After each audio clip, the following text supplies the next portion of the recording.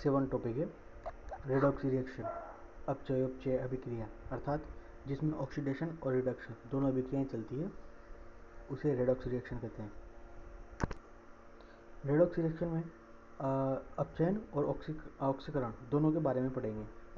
जो कि ऑक्सीकारक द्वारा ऑक्सीकरण होता है और अपचायक द्वारा अपचयन होता है, अर्थात ऑक्सीकारक जो होता है वो दूसरे का ऑक्सीकरण करता है, खुद का अपचयन करता है, और अपचायक दूसरे का अपचयन करता है, खुद का ऑक्सीडेशन करता है, ऑक्सीकरण करता है। ऑक्सीडेशन क्या होता है? इलेक्ट्रॉन की खोने की प्रवृत्ति ऑक्सीडेशन कहलाती है,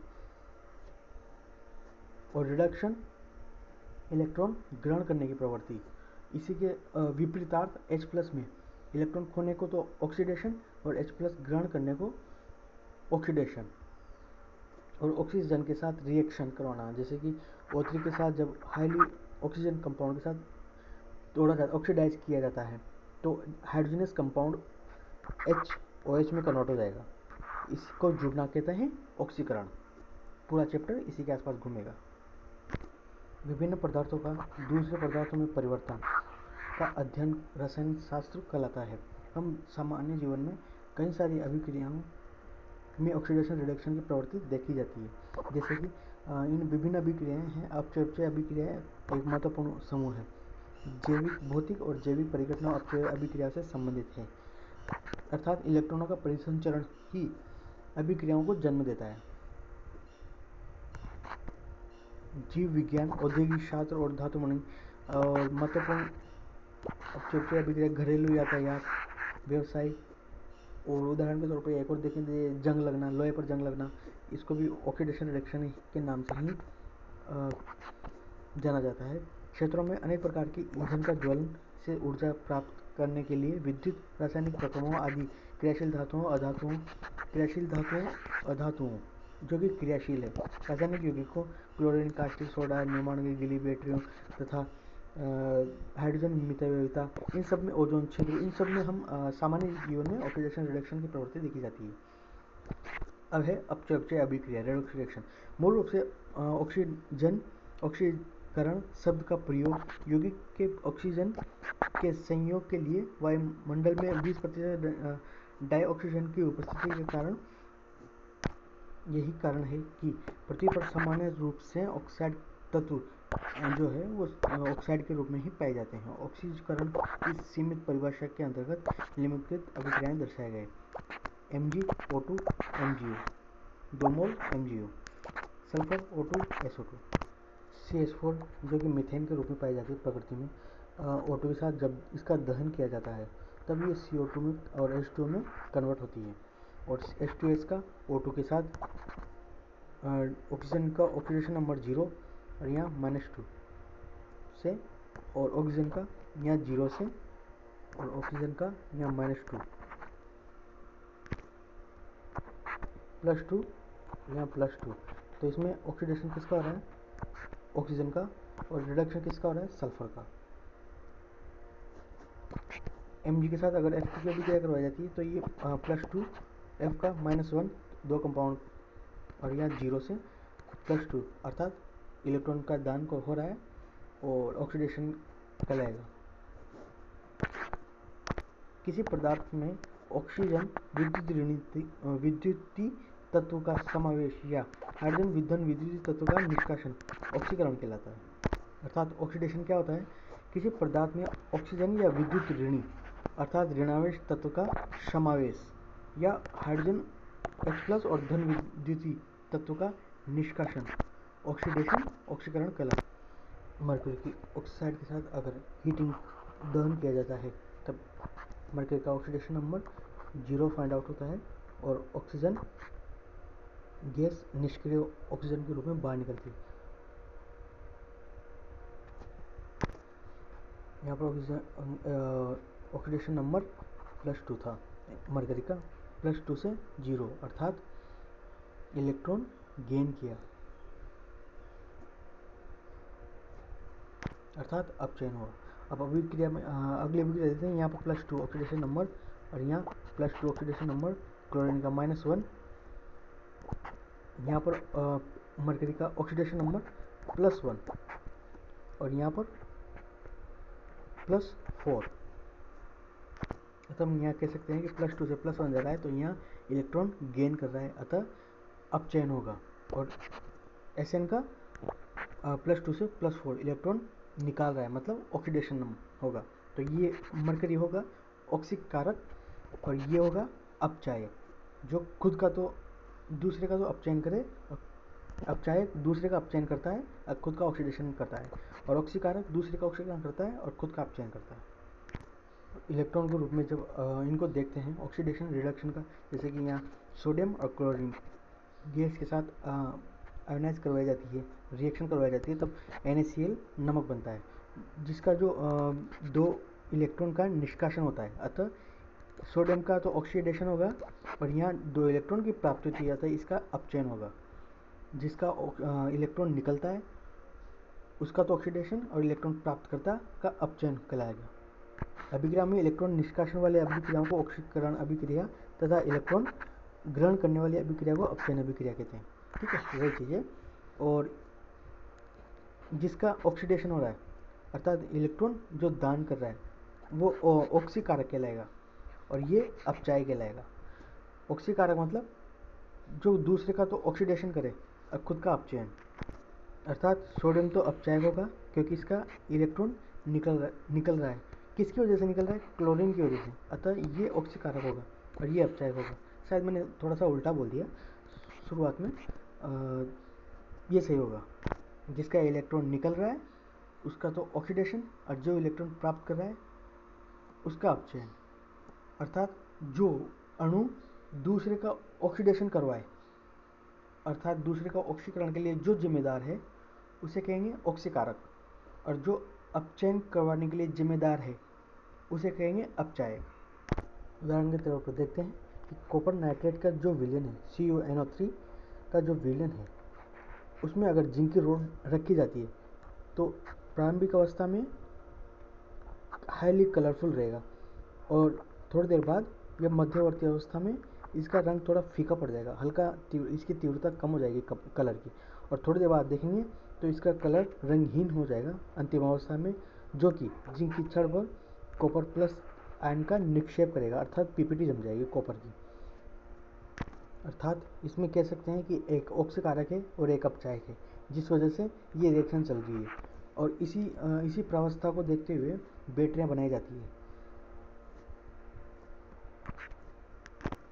प्रतियोगी इलेक्ट्रॉन स्थानांतरण अभिक्रिया, इसमें क्या होता है, जिंक और कॉपर दोनों के साथ अगर रिएक्शन करवाई जाती है तो एक का तो ऑक्सीडेशन होगा और एक का निष्कासन। ये किस तरह से हो रहा है कि जिंक का 2 इलेक्ट्रॉन दो इलेक्ट्रॉनों का निष्कासन होगा और कॉपर में से जाकर जुड़ेंगे, अर्थात जिंक का तो ऑक्सीकरण हो रहा है और कॉपर का अपचयन हो रहा है, अर्थात कॉपर ऑक्सीकारक होगा और जिंक अपचायक होगा। और एक एग्जांपल में हम देखते हैं कि सिल्वर नाइट्रेट के विलयन में डूबी अर्थात सिल्वर नाइट्रेट AgNO3 के साथ जुड़ी हुई अगर इसको कॉपर की छड़ इसमें डाली जाती है कॉपर की, तब नीले रंग का विकसित होना, धीरे धीरे नीले रंग का विक्षेप अवशित होगा और जो छड़ पर सिल्वर निक्षेपित होगा, अतः सिल्वर की जो PPT है वो कॉपर की रोड पर जम जाएगी और कलर जो विलेन होगा उसका कलर हाईली नीले रंग का तीव्रता अधिक हो जाएगी, मतलब उसकी रंग की तीव्रता अधिक होगी। पहले कॉपर की वैलेंसी 0 थी और AgNO3 की +2, और बाद में जो इस पर जो PPT जमेगी और इस पर जो कलर आएगा तो CuNO3 में कन्वर्ट होगा, जो कि +2 ऑक्सीडेशन नंबर, अतः इसके 2 इलेक्ट्रॉन निष्कासित हुए हैं, अतः ऑक्सीकरण हुआ है, कॉपर का ऑक्सीकरण हुआ है और Ag का PPT जमी है जो कि न्यूट्रल अवस्था में होगी, ऑक्सीडेशन नंबर 0, अतः इसके 2 इलेक्ट्रॉन जुड़े हैं, इससे निष्कासित हुए हैं, इससे जुड़े हैं, अतः इसका अपचयन हुआ, इससे ऑक्सीकरण, तो यह ऑक्सीकारक कहलाएगा, सिल्वर ऑक्सीकारक होगा अपेक्षाकृत कॉपर की तुलना में। कॉपर की तुलना में ऑक्सीकारक है। रिएक्शन में अगर 2 आयन्स जुड़े हुए हैं, दोनों ऑक्सीकरण रिडक्शन कर रहे हैं, तो ये अपेक्षाकृत कर रहे हैं कि ये इलेक्ट्रॉन अगर त्यागेगा तो ग्रहण करने वाला होना चाहिए, तभी ये ऑक्सीकारक कहलाएगा जो कि दूसरे का ऑक्सीकरण कर रहा है। और हर मेटल की अपनी अपनी प्रॉपर्टी होती है, जैसे कि जिंक, कॉपर, मरकरी। इलेक्ट्रॉन की निष्कासन की क्षमता, अगर इनको कॉपर के साथ अगर सिल्वर को जोड़ा जाता है तो कॉपर की इलेक्ट्रॉन निष्कासन करने की क्षमता अर्थात ऑक्सीकरण करने की प्रॉपर्टी मरकरी ये सिल्वर से ज़्यादा होगी। और अगर कॉपर का जिंक के साथ अगर साथ में रखा जाता है तो जिंक की ऑक्सीकरण करने की प्रॉपर्टी ज़्यादा होगी इलेक्ट्रॉन, अतः इलेक्ट्रॉन निष्कासन की प्रॉपर्टी। ये अपने अपने मेटल की प्रॉपर्टी के अनुसार कार्य करते हैं। इस क्रम के विस्तृत करना चाहेंगे तो सक्रियता सीरीज का विद्युत रासायनिक सीरीज बना सकें। इलेक्ट्रॉनों की प्रतियोगिता की सहायता ऐसे सेल बना सकते हैं, अतः ये हम सेल बना सकते हैं इनसे, जो कि अभी मॉडर्न में वर्किंग है। जिंक के सेल और जो बैटरी के सेल होते हैं, लिथियम के सेल होते हैं, इनमें ये सब प्रॉपर्टी अतः ये सब रूल फॉलो होते हैं इन सब में। ऑक्सीकरण अवस्था, ऑक्सीकरण अवस्था कैसे याद किया जाता है? निम्नलिखित अभिक्रिया में जिसमें हाइड्रोजन ऑक्सीजन से संयोजित करके जल बनाता है, इलेक्ट्रॉन स्थानांतरण का एक अल्प विदित उदाहरण है। जैसे कि H2O2 के साथ अभिक्रिया करवाएंगे तो लिक्विड H2O का निर्माण होगा। अर्थात ऑक्सीडेशन नंबर होता क्या है? जो इलेक्ट्रॉन का आदान प्रदान अपेक्षाकृत होता है, अर्थात एक और विद्युत ऋणता जिससे भी जोड़ सकते हैं। विद्युत ऋणता जिसकी इलेक्ट्रॉन ग्रहण करने की क्षमता ज़्यादा होगी अपेक्षाकृत, वो इलेक्ट्रॉन ग्रहण करेगा अर्थात अपचयन होगा, और इलेक्ट्रॉन दान करेगा, वो होगा ऑक्सीकरण। और ये ऑक्सीडेशन रिडक्शन जो संख्या है ये कहाँ से आती है? ये उपकोष से आती है। उपकोष जैसे कि क्लोरीन से, क्लोरीन के उपकोष में पी उपकोष में 5 इलेक्ट्रॉन होते हैं, तो अतः ये इलेक्ट्रॉन ग्रहण करने की क्षमता एक ही रखेगा, इस वजह से इस पर इलेक्ट्रॉन नेगेटिविटी एक ही आएगी। और ऑक्सीजन में 2 होंगे तो ऑक्सीजन प्लस 2 ऑक्सीकरण नंबर प्रदर्शित करेगा। यह विद्युत ऋणता की वजह से और उपकोष में रिक्त इलेक्ट्रॉनों की वजह से आता है। ऑक्सीडेशन और रिडक्शन होता है। अच्छा देखो, यहाँ पर भी वही परिभाषा दी हुई है, ऑक्सीकारक और अपचायक। ऑक्सीकारक वो जो दूसरे का ऑक्सीडेशन करे, और अपचायक वो जो दूसरे का अपचयन करे और खुद का ऑक्सीडेशन करे। ऑक्सीकारक जो दूसरे का ऑक्सीडेशन करे, खुद का अपचयन करे। अपचय अभिक्रिया का प्रारूप, योग अभिक्रिया। योग अभिक्रिया को इस प्रकार से लिखा जाता है, A+B C में कन्वर्ट हो रहा है। ऐसी अभिक्रिया जो अपचय अभिक्रिया होने के लिए A या B में से एक या दोनों तत्व के रूप में होना चाहिए, तत्व के रूप में ही होना चाहिए। ऐसा सभी दहन अभिक्रियाएं जिसमें तत्व के रूप में ऑक्सीजन या अन्य अभिक्रियाएं संपन्न होती है। तो ऐसी अभिक्रिया जिनमें डाइऑक्सीजन में अतिरिक्त दूसरे तत्व का उपयोग हो रहा है, अपचय अभिक्रिया कहलाती है। इस श्रेणी में कुछ महत्वपूर्ण उदाहरण कुछ इस प्रकार है। कार्बन ऑक्सीजन के साथ दहन करेंगे तो CO2 बनेगा, क्योंकि कार्बन की +4 ऑक्सीडेशन नंबर और ऑक्सीजन की -2। ये तो थी योग अभिक्रिया, अर्थात दो पदार्थों का योग एक में कन्वर्ट हो रहा है। और अपघटन क्या होता है? किसी बड़े अणु का परमाणु में कन्वर्ट होना, उसे अपघटन अभिक्रिया कहेंगे। विस्थापन अभिक्रिया, विस्थापन अभिक्रिया में एक परमाणु का दूसरे परमाणु के साथ विस्थापन होना, इसे विस्थापन अभिक्रिया करते हैं। ये अधिकतर मेटल में होती है, जो कि धातु विस्थापन से समझेंगे। धातु विस्थापन में कॉपर सल्फेट और जिंक के साथ अभिक्रिया करवाते हैं। तब पहले जिंक की ऑक्सीडेशन नंबर 0 था, और बाद में जिंक का कॉपर का 0 हो गया, और जिंक का +2 ऑक्सीडेशन नंबर, सल्फर का -6 और ऑक्सीजन का -2 में कन्वर्जन हो गया। अतः कह सकते हैं कि जिंक का ऑक्सीडेशन हुआ है।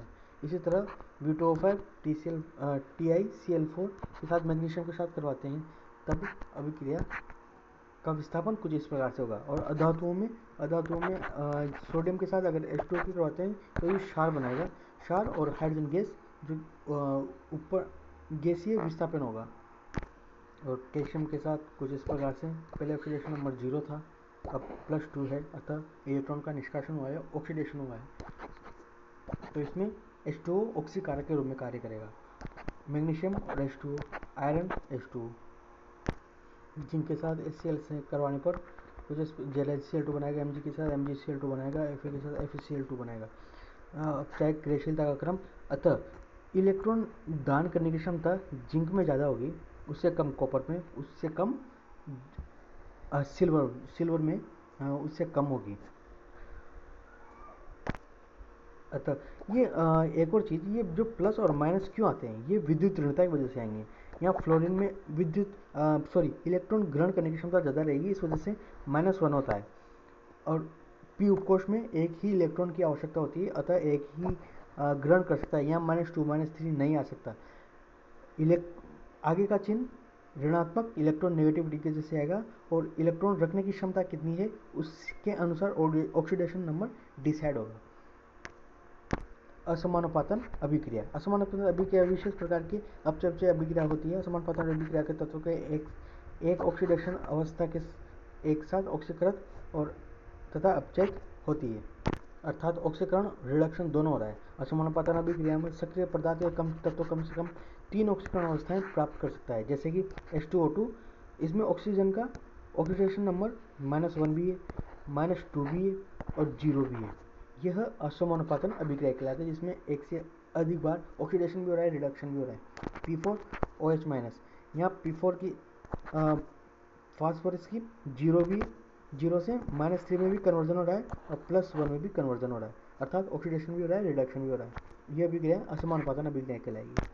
अपचय अभिक्रिया का संतुलन के लिए 2 विधियां का प्रयोग किया जाता है। इसमें से एक विधि का अपचय की ऑक्सीकरण संख्या में परिवर्तन पर आधारित है।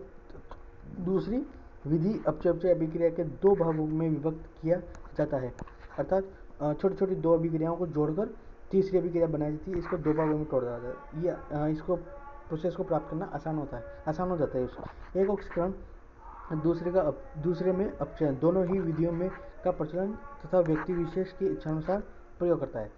ऑक्सीकरण संख्या विधि, इसमें क्या होता है, सभी अभिकारकों उत्पादों का सही सूत्र लिखिए पहले, उसके बाद अभिक्रिया के सभी तत्वों के परमाणुओं को लिखकर उन परमाणुओं को पहचाने जिनकी ऑक्सीकरण संख्या में परिवर्तन हो रहा है, उनको पहचानो जिसमें परिवर्तन हो रहा है। उसके बाद प्रत्येक परमाणु को पूरे अणु आयन की ऑक्सीकरण संख्या में वृद्धि या ह्रास की गणना कीजिए, उपयुक्त संख्या की गणना कीजिए ताकि ये समान हो जाए और ये लगे 2 पदार्थों के अपचय तो हो रहा है तथा दूसरे का ऑक्सीकृत नहीं हो रहा है। विलंबतः हो रहा है तो समझिए कि कुछ न कुछ गड़बड़ है, और या तो अभिकारकों और उत्पादों के सूत्र में त्रुटि है या फिर ऑक्सीकरण संख्या ठीक प्रकार से निर्धारित नहीं हुई है।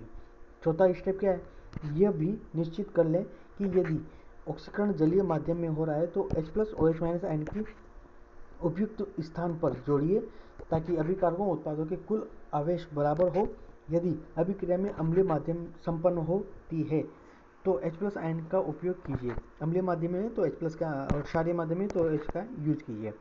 5वां पद, अभिकारकों उत्पादों के जल अणु जोड़कर व्यंजक में दोनों ओर हाइड्रोजन परमाणुओं की संख्या एक समान बनाइए संतुलित करने के लिए, और ऑक्सीजन परमाणुओं की संख्या की भी जांच कीजिए।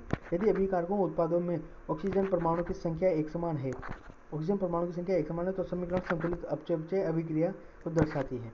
कुछ उदाहरणों के आगे उदाहरण से देखते हैं। ये magnesium oxygen Br, 3 magnesium oxygen और Br और ऑक्सीजन। यहाँ पर सबसे पहले ये देखेंगे कि इनका ऑक्सीडेशन नंबर निकालेंगे पहले तो। उसके बाद इस बात का सूचक है कि परमैंगनेट आयन ऑक्सीकरण और ब्रोमाइड आयन अपचायक है। उसके बाद ऑक्सीकरण संख्या में वृद्धि या ह्रास की गणना कीजिए और वृद्धि और ह्रास को एक समान बनाइए। Magnesium 2 oxygen. उसके बाद OH आयन द्वारा इलेक्ट्रॉनों को संतुलित करेंगे, अर्थात आवेश को एक समान बनाने की दाईं ओर OH आयन जोड़ेंगे, अर्थात दाएं तरफ जुड़ेगा तो दाएं तरफ, बाएं तरफ जुड़ेगा तो बाएं तरफ। और उसके बाद अणुओं को संतुलित करने के लिए H2 का जोड़ेंगे कि कितने अनुपात में जुड़ेगा, अतः अभिक्रिया संतुलित हो जाएगी। अतः अभिक्रिया में मैंगनीज के 2 अणु, ऑक्सीजन के 8, एक 9 ऑक्सीजन इधर, और 4, 3, 7, 8, 9 ऑक्सीजन इधर। Br 1 अतः आवेश भी यहाँ पर 2 और 3 आवेश और 2 एक 3 आवेश बराबर संतुलित हो जाए। अर्धविक्रिया में क्या करेंगे, ऑक्सीडेशन और रिडक्शन दोनों को अलग अलग संतुलित करेंगे। मान लीजिए कि Fe+2 Fe+3 में आयन में डाइक्रोमेट आयन Cr2O7-2 द्वारा अम्लीय माध्यम में ऑक्सीकरण अभिक्रिया संपन्न हो रही है। Cr2O7-2 आयनों का Cr+3 आयन में अपचयन होता है। इसके लिए निम्न कदम उठाएंगे। यह असंतुलित अभिकरण है Fe+2 Cr2O7-2। इसका क्रोमियम का जो ऑक्सीडेशन नंबर है 14-2/6 +6। इसका ऑक्सीडेशन नंबर है +6 से +3 और Fe+2 से +3। इस अभिक्रिया को दो अवरोध अभिक्रियाओं में विभक्त किया जाता है। जो Fe+2 जो इलेक्ट्रॉन खो रहा है, H+ आवेश बढ़ रहा है, इसका ऑक्सीडेशन और रिडक्शन +6 से +3 में कन्वर्जन हो रहा है। इनको दोनों को अलग अलग संतुलित करेंगे। प्रत्येक अर्ध अभिक्रिया में ऑक्सीजन और हाइड्रोजन के अतिरिक्त सभी परमाणु के संतुलित कीजिए। अर्ध अभिक्रिया में अतिरिक्त परमाणुओं के संतुलित करने के लिए Cr+3 को 2 से गुणा कीजिए और उसके बाद Fe+2 आयन के संतुलित कीजिए। इसको क्रोमियम का +6 ऑक्सीडेशन नंबर इसका +6 ऑक्सीडेशन नंबर इसका आ जाएगा। तब अम्लीय माध्यम में संपन्न होने वाली अभिक्रिया में ऑक्सीजन के संतुलन के लिए H2O और हाइड्रोजन अणु के संतुलन के लिए H+ आयन, अगर एसिडिक है तो H+ आयन को जोड़ेंगे आयनों को संतुलित करने के लिए।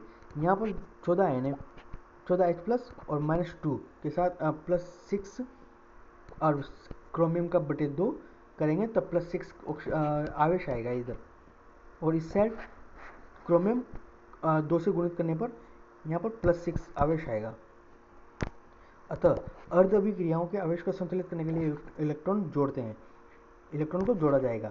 Fe+2 से Fe+3 में कन्वर्जन, एक इलेक्ट्रॉन जोड़ा तो इधर भी Fe+2 ऑक्सीडेशन नंबर संतुलित हो जाएगा। और ये अब अपचयन अभिक्रिया में बाईं ओर 12 घन आवेश तथा 6 इलेक्ट्रॉन जोड़ देते हैं। Cr2O7-2 + 14 H+ के साथ जब 6 इलेक्ट्रॉन जोड़ा जाएगा तब Cr+3 का होल ट्वाइस 7H2O। अतः आवेशों को संतुलित करने के लिए जैसे 14 H+ है, 6 इलेक्ट्रॉन तो 8 H+ और 2 इलेक्ट्रॉन तो 6 इलेक्ट्रॉन इधर और 6 ही धनावेश इधर इलेक्ट्रॉन नहीं, 14 H+ इधर, सॉरी 6 H+ इधर तो 6 H+ इधर। दोनों अर्ध अभिक्रिया में इलेक्ट्रॉनों की संख्या समान बनाने के लिए ऑक्सीकरण अर्ध अभिक्रिया को 6 से गुणा करके इस प्रकार लिखते हैं। 6 से गुणा करने पर Fe+2 12 और यहाँ 3 18 + 6 इलेक्ट्रॉन संतुलित किया जा सकता है। दोनों अर्ध अभिक्रियाओं को जोड़ने पर हम पूर्ण अभिक्रिया प्राप्त करते हैं तथा दोनों ओर इलेक्ट्रॉन निरस्त कर देते हैं। अतः पूर्ण अभिक्रिया में कुछ इस प्रकार से होगी, 6 Fe+2 Cr2O7-2 + 14 इलेक्ट्रॉन, और इलेक्ट्रॉन को दोनों तरफ से कैंसिल आउट हो गए, Cr+3 और 7H2 और Fe+3 का होल 6 अणु 6 मोल इसके। सत्यापित कीजिए कि समीकरण में दोनों ओर परमाणुओं की संख्या आवेश समान है, अतः समीकरण के आवेश पूरी तरह संतुलित है। अपचय अभिक्रियाओं पर आधारित अनुमापन। अम्ल क्षार निकाय में हम ऐसी अनुमान विधियों के संपर्क में आते हैं जैसे कि जिससे एक विलेन में pH संवेदनशीलता संसूचक का प्रयोग कर दूसरे विलेन से ज्ञात करते हैं। समान रूप से अपचय अभिक्रिया निकाय में अनुमापन विधि अपनाई जा सकती है जिससे अपचय संवेदनशील संसूचक का प्रयोग कर ऑक्सीडेंट और रिडक्टेंट की प्रबलता ज्ञात की जा सकती है। अपचय अनुमान में संसूचक का उपयोग निम्नलिखित द्वारा किया जाता है। यदि कोई अभिकारक जो स्वयं किसी गहरे रंग का हो, जैसे परमैंगनेट आयन जो स्वयं सूचक और अथवा सेल्फ इंडिकेटर की भांति कार्य करते हैं, सेल्फ इंडिकेटर की तरह भांति कार्य करते हैं, इस जब अपचायक Fe+2 या Cr2 को C2O4-2 का अंतिम तथा ऑक्सीकरण हो चुका हो, दृश्य अंत्य बिंदु प्राप्त होता है। MnO4- आयन की सांद्रता 10⁻⁻6 मोल/डेसीमीटर क्यूब से कम होने पर भी गुलाबी रंग की प्रथम स्थायी झलक दिखती है, जिसके तुल्य पर रंग की न्यूनता के से अतिलंघित हो जाती है, जैसा जहां अपचायक ऑक्सीकारक अपनी मोल रसमीकरण मिति के अनुसार समान मात्रा में होते हैं, जैसा MnO4- के अनुमान में होता है। यदि वैसा कोई रंग परिवर्तन स्वतः नहीं होता है तो ऐसे भी संसूचक है जो अपचायक के अंतिम भाग के उपयोगिता हो जाने पर, अर्थात अंतिम भाग का पूर्णतः उपभोग हो जाने पर स्वयं ऑक्सीकृत होकर नाटकीय ढंग से स्वयं परिवर्तन करते हैं। इसका सर्वोत्तम उदाहरण Cr2O7-2 द्वारा किया जाता है, जो स्वयं सूचक ये हम इंडिकेटर के रूप में पढ़ते हैं किसी भी कंपाउंड का जो मोलरता है, अर्थात कितने ml को कितने ml में मिलाने पर पूर्णतः उपभोग किया जा सकता है, उसको इंडिकेटर MnO2, Cr2O7 ये सब हम लैब में टेस्ट ट्यूब में लैब में इनका टेस्ट परीक्षण किया जाता है। Cu+2 I2 Cu2 I2 और I2 एक्वस। इस विधि का आधार आयोडीन का स्टार्च के साथ गहरा नीला रंग देना, आयोडीन के थायोसल्फेट आयन से विशेष अभिक्रिया और अपचय अभिक्रिया भी है। अत्यंत बिंदु को स्टार्च डालकर पचाना जाता है। शेष स्टोइकोमेट्री गणनाएं हैं। संतुलित करने के लिए स्टोइकोमेट्रिक गणनाएं की जाती है, कितने मोल है, कितने है इसके अणु है।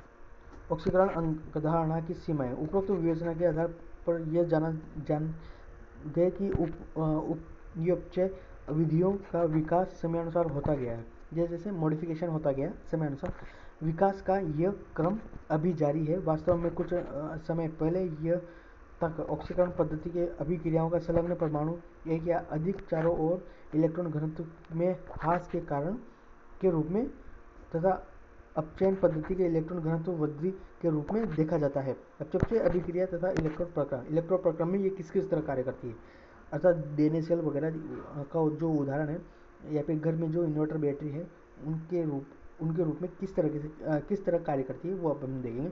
यदि जिंक की छड़ को कॉपर सल्फेट के विलयन में डुबोएंगे तो अभिक्रिया के अनुसार संगत प्रयोग दिखाई देगा। दोनों दौरान जिंक से कॉपर पर इलेक्ट्रोड के प्रत्यक्ष स्थानांतरण द्वारा जिंक का ऑक्सीकरण आयन के रूप में होता है तथा कॉपर आयनों का अपचयन कॉपर धातु के रूप में होता है। देखो डायग्राम से समझते हैं।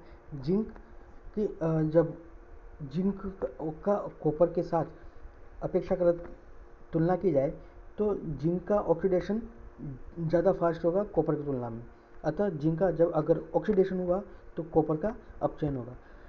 यह ऑक्सीडेशन होने की वजह से यहाँ एनोड बनेगा, अर्थात ऋणांश बनेगा। इलेक्ट्रॉन निकाले हैं तो इलेक्ट्रॉन यहाँ से प्रवाहित करेंगे तो जो कि धारा के विपरीत दिशा में गमन करते हैं इलेक्ट्रॉनों, और यहाँ अपचयन में इलेक्ट्रॉन जो कॉपर को रिडक्शन करके कॉपर का पीपीटी बनाएंगे। और लवण सेतु क्या कार्य करेगा, इसकी पीपीटी बनने से रोकेगा अथवा इसको इलेक्ट्रॉनों का संतुलिनीकरण करेंगे। अगर बाहरी बैटरी से इनको रिचार्ज किया जाता है तो लवण सेतु की मदद से ये वापस से आयनों का फॉर्मेशन करने लगेंगे, अतः पुनः ऑक्सीडेशन और रिडक्शन की प्रक्रिया स्टार्ट हो जाएगी, जो कि ये डीएनए सेल की तरह कार्य करेंगे। और ऑक्सीकारक के बढ़ते सामर्थ्य, इसको कैसे समझते हैं। ऑक्सीकारक मतलब दूसरे का ऑक्सीकरण, खुद का अपचयन, मतलब कि जैसे जैसे समीकरण में ऊपर जाते जाएंगे इनका अपचयन होने की प्रवृत्ति बढ़ेगी, अर्थात नीचे नीचे जो कंपाउंड है इसके अपचयन होने की प्रवृत्ति कम होगी, अर्थात लिथियम जो इलेक्ट्रॉन दान देने की प्रवृत्ति ज़्यादा रहेगी। और अपचायक में बिल्कुल उल्टा। अपचायक मतलब दूसरे का अपचयन, खुद का ऑक्सीडेशन। जैसे जैसे ऊपर बढ़ेंगे ऑक्सीडेशन की अपचायक की बढ़ते क्रम ये नीचे की साइड है, नीचे उपचाय का बढ़ता क्रम, ये ऑक्सीकारक का जस्ट ऑपोजिट होगा। इसलिए लिथियम सेल का बैटरी का यूज किया जाता है। लिथियम सबसे अच्छा सेल प्रोवाइड करवाता है। Thank you.